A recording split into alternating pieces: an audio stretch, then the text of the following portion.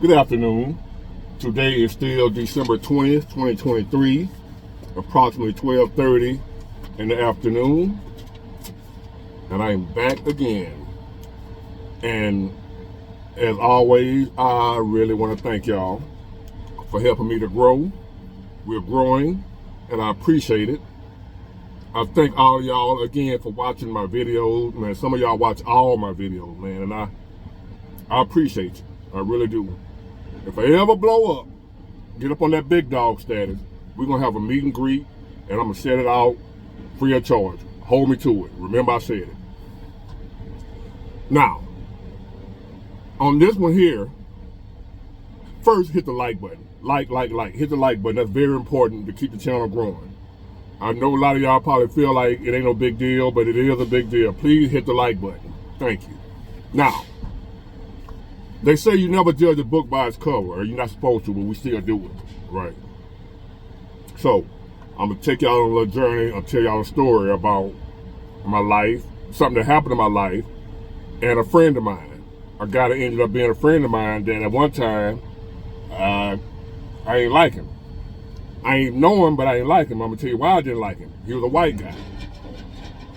Now, backstory. When I was little, a small child growing up in the black community, we was taught, most of us, that white people were racist and that they didn't like black people. I was a child. That's what I was taught.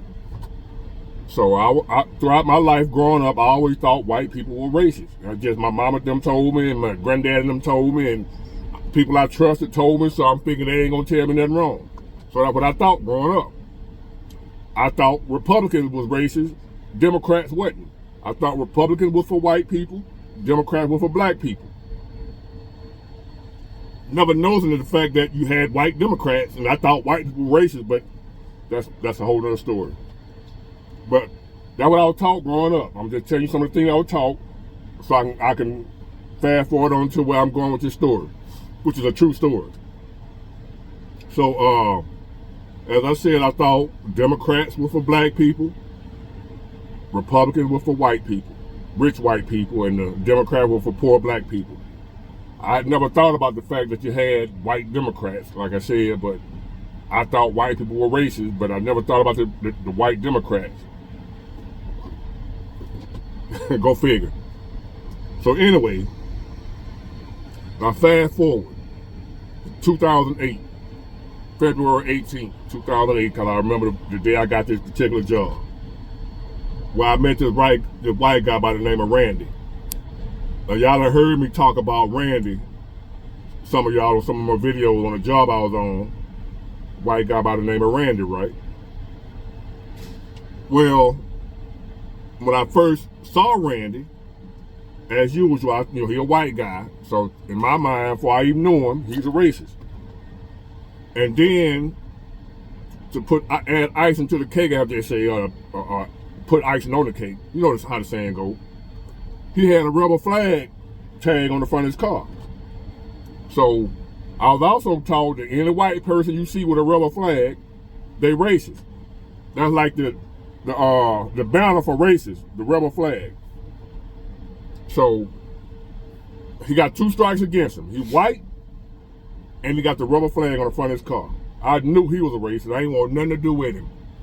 Don't know him, but from what I was taught, my upbringing, and then you got this rebel flag over here, I'm just knowing we ain't got nothing in common. We ain't gonna rock. So I gotta work with you. We on the same job. I come in and do my job. You go over there and do your job. You don't mess with me, I don't mess with you, right? Then one day, you know what I'm saying, when I got my own truck, I was broke down, right? And I was just beginning in the trucking thing, so my money wasn't good, and I ain't know shit about fixing no truck. I just wanted my own truck, right? So I broke down one day. Guess who passed by me? Right, Randy. Guess what Randy did? He hit a U-turn, I almost had a wreck, trying to get back to me. I was like, man, what the fuck this redneck doing? That's what I'm telling you what I thought. He pulled over. got a tool out the truck, out of his pickup truck, went to tinkering around with my truck, showed me what was wrong with it. What was it? It was something to do with my turbo. I don't know if y'all know anything about a truck. Anybody know anything about trucks? I think my turbo had went out. Right, I didn't have any power or whatever. But he said it didn't go all the way out because I didn't have oil leaking out the pipes or whatever. When your turbo go all the way out, you in trouble. But it was something to do. It was like an actuator or some shit that got something to do with the turbo. He figured it out right. I was like, damn, I ain't got no money, man. It's the wrong time for this to happen. So guess what Randy did?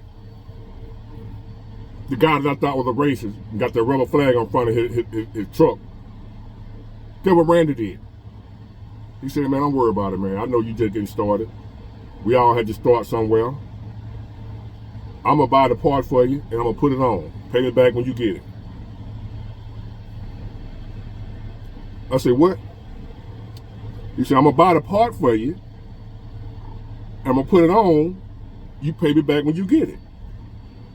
The part was like $700 some. This white guy that I thought was a racist, because first of all, he white. That was my mom and them told me, white folk racist. And he got a rubber flag on the front of his truck. His so-called racist. Some folks might say, well, shit, that don't mean he no racist. But if a racist gonna help me like that, I don't give a shit if they're racist or not. And I'm going for it because that ain't his first time coming through and helping me, being there for me in some trying times. A so-called racist white dude. He bought the part, put it on. I got the money, tried to give it back to him. Guess what Randy did? He wouldn't take it. He said, man, if I ever need you for anything, just come through for me. That's what we here for, to help each other out. I've been black all my life. I ain't never heard no black folks say that to me. That's what we here for, to help each other out. You're a white dude. You got a rubber flag on the front of your truck. What you mean that's what we here for? We who? I ain't never heard no shit like that.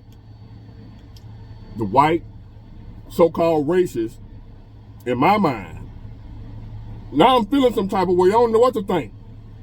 Have I been lied to like I was lied to about Santa Claus? Did my mom and them lie to me again?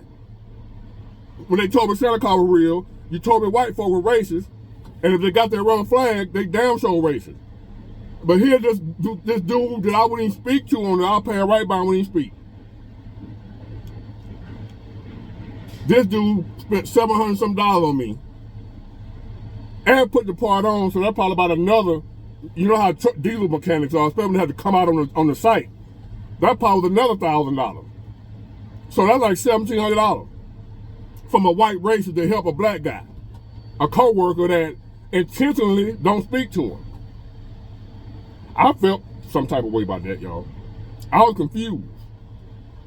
And as time went on the job, from 2008, February 18, when I got started, till that incident happened, and future and other incidents as I was around him or whatever, getting to know him, hanging out, meeting up at the time clock, you know what I'm saying? He clock in, I was on operator, on clock in.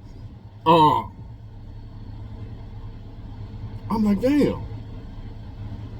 What I've been told ain't registered.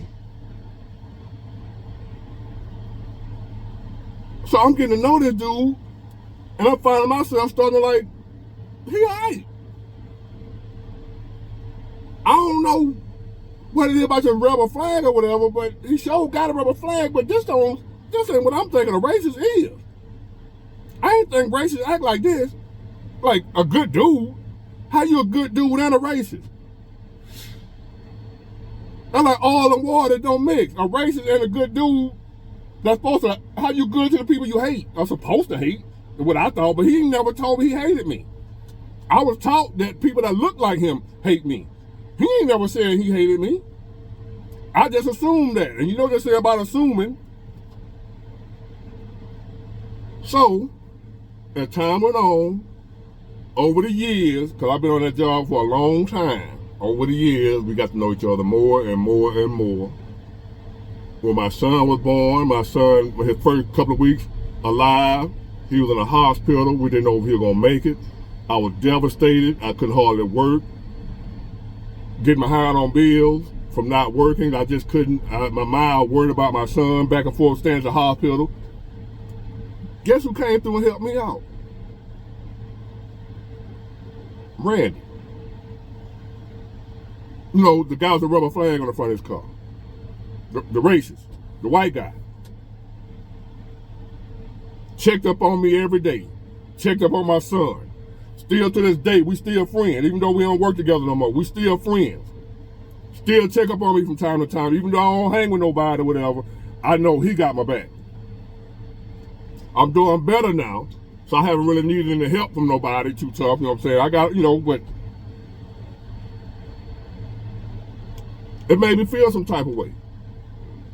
I never told Randy, and then he gonna see this video call, he one of my subscribers too. So Randy, you probably hearing it for the first time your damn self. And from the guy that I hated, that I didn't know, that I thought was a racist, we formed a great friendship over the years. Then hung out together. One of the funniest dudes I ever hung around. Come to find out that him being white, me being black, it doesn't matter. We still had a lot of stuff in common about life, beliefs, the way we think, some of the same thought processes. I would have never thought it. From that guy that I hated, that I thought was a racist, with the rubber flag on the front of the truck, I went from that point with him to we out here on Big Creek Lake.